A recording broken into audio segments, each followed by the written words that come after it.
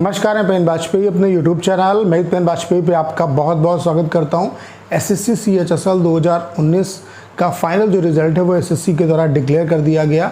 तो जिन बच्चों का सिलेक्शन नहीं हुआ है वो ये सोच रहे हैं कि क्या वेटिंग लिस्ट आएगी या नहीं आएगी, तो इसके बारे में बात करेंगे। उसके अलावा जो 104 बच्चे जिनको रिजल्ट दिया गया है उनका प्रोसेस क्या होगा, उनको किस तरीके से काम करना है, क्या प्रोसेस रहेगा और इस प्रोसेस में कितना टाइम लगेगा, उसके बारे में कंप्लीट यहाँ पे मैं इस वीडियो में आपको इन्फॉर्मेशन देने वाला हूँ।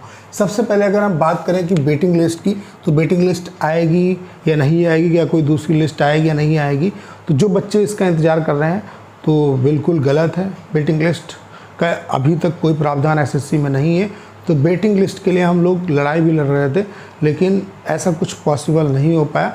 तो अभी फ़िलहाल वेटिंग लिस्ट का कोई यहाँ पे इशू ही नहीं होता, वेटिंग लिस्ट आपका नहीं आएगा।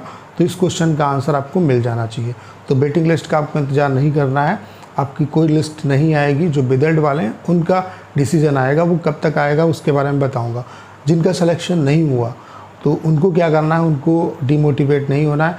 आगे अगर कोई भी आपका एग्ज़ाम लगा हुआ है तो उस पर फोकस करिए, आप इससे बेहतर चीज़ें करेंगे, इतना आप यकीन रखिए। और डबल मेहनत के साथ आप काम करिए, देखिए कि यहाँ पे क्या कमी रह गई, उसको इम्प्रूव करिए और ज़्यादा मेहनत करिए, आपको सफलता ज़रूर मिलेगी। उसके अलावा अगर बात करें विदेल्ड वालों की, तो विदेल्ड वालों को जो 104 कैंडिडेट हैं जिनको विदेल्ड किया गया है वो बहुत ज़्यादा परेशान है। स्टूडेंट मेरे पास भी मैसेज कर रहे हैं कि सर क्या प्रोसेस होगा। तो सबसे पहले आपको ये समझना है कि आपको विदेल्ड क्यों दिया जाता है। जब आप डॉक्यूमेंट वेरिफिकेशन कराते हैं तो जब वहाँ पे जो इन्विजिलेटर होते हैं, जब उनको कुछ डाउट होता है, जो ऑफिसर्स होते हैं उनको जब कुछ डाउट होता है आप पे, चाहे आपके जो डॉक्यूमेंट्स हैं उन पे, चाहे आपके फ़ोटोग्राफ पे, चाहे आपके सिग्नेचर पे, किसी पे भी अगर आप उनको डाउट होता है तो वो आपको विदेल्ड देते हैं।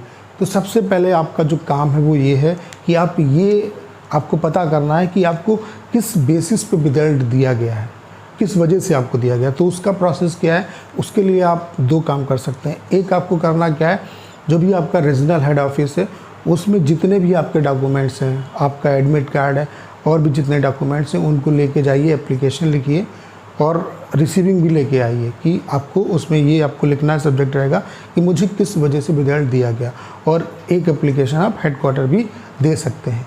उससे बेहतर दूसरा काम क्या है कि आप जो रीजनल आपका ऑफिस है उसमें आपको RTI लगानी है और ये पूछना है कि मुझे जो रिजल्ट दिया गया वो किस वजह से दिया गया।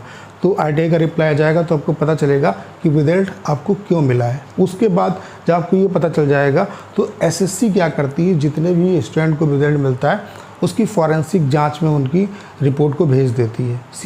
CFSL जो है वो जांच करती है, वो एक इंटरनल एजेंसी है जो सिर्फ एसएससी को रिपोर्ट करती है। ऐसा नहीं है कि आप CFSL से डायरेक्ट कांटेक्ट कर सकते हो। वो रिपोर्ट अपनी 3 महीने भी लग जाते हैं उसमें, कभी कभी 1 महीने में भी प्रोसेस होता है, लेकिन 3 से 6 महीने का भी टाइम इसमें लग जाता है। देखिए एक लंबा प्रोसेस है, टाइम लगता है इसमें। फिर आपकी स्क्रूटनी होगी, जिस बेसिस पे आपको रिजल्ट दिया गया, आपको मान लेते हैं सिग्नेचर के बेसिस पे दिया गया, तो उसका आपका वेरिफिकेशन होगा, वो अलग तरीके से अपना वेरिफिकेशन करते हैं।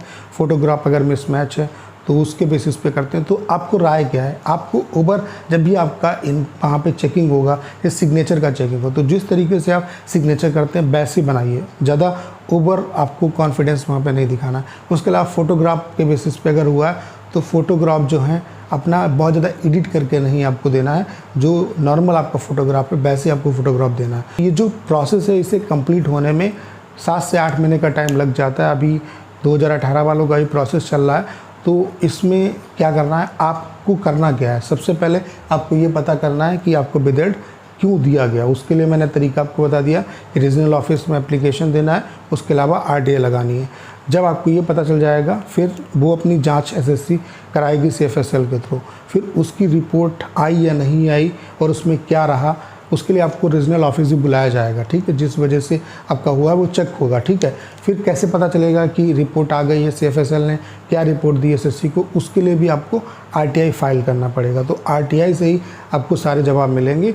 और जो 3 से 6 महीने का प्रोसेस होता है इसमें आपको पता चल जाता है कि आपको क्लियर मिला है या आप नहीं क्लियर हैं। और अगर नहीं क्लियर होते हैं आप तो फिर आपको प्रॉब्लम हो सकती है, आपके ऊपर लीगल एक्शन भी हो सकता है। तो ये पूरा कंप्लीट प्रोसेस होता है। तो उम्मीद करता हूँ कि सारी जानकारी आपको बेहतर तरीके से समझ में आई होगी। आपको करना क्या है, इस वीडियो को ज़्यादा शेयर करना है। उसके अलावा अगर आप चैनल पर नए हैं और आपने अभी तक इसे सब्सक्राइब नहीं किया है तो प्लीज़ चैनल को सब्सक्राइब करना मत भूलिएगा।